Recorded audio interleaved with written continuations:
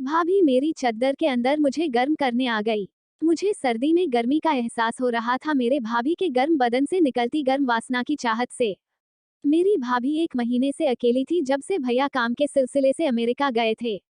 1 महीने से उन्हें भैया का प्यार नहीं मिला, या यूं कहूं, भैया का लंड नहीं मिला।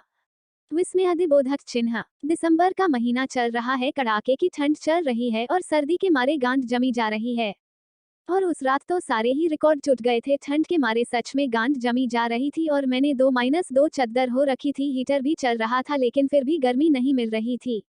भाभी भाभी अपने कमरे में लेटी हुई थी और मैं यही सोच रहा था कि ठंड में उनका क्या हाल हो रहा होगा, वह पहले उस कमरे में लेटी हुई है। वैसे तो मैं उनका देवर हूँ लेकिन मेरी भाभी का फिगर बहुत ही ज्यादा हॉट और सेक्सी था। उनकी लचक मारती हुई कमल, उनके बड़े बड़े बूब्स और उनकी गोल गोल कांध देखकर किसी भी आदमी का लंठ खड़ा हो जाएगा, उससे पानी टपकने लग जाए। कुछ ऐसा ही फिगर था मेरी भाभी का, जिस्म देखकर मेरा मन भी डोलने लग जाता था।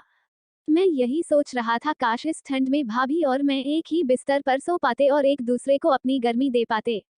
भाभी मेरे कमरे के अंदर आ गई और बोलने लगी, देवर जी आप सो रहे हो? मैंने ठंड से कांपते हुए कहा, नहीं भाभी, नहीं सो रहा हूँ, इतनी ज्यादा ठंड जो लग रही है। भाभी बोली, मेरा भी यही हाल हो रहा है, मुझे भी ठंड के मारे नींद नहीं आ रही है और तुम्हारे भैया भी नहीं है, मैं अकेली पड़ी हुई हूँ। तो मैंने यूं ही मजाक में बोल दिया, तो भाभी मेरी चद्दर के अंदर आ जाओ, बहुत गर्म हो रखी है। और माधरचोद पता नहीं मेरी किस्मत उस दिन क्या चल रही थी।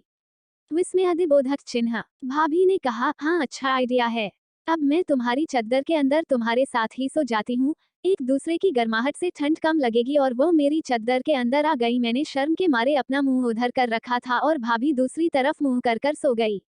अब भैया मेरा लंड बिल्कुल डंडे की तरह खड़ा हो रहा था, क्योंकि जिस औरत को मैं चोदना चाहता था वो औरत मेरे बगल में ही अपनी गांड मेरी तरफ करे सो रही थी।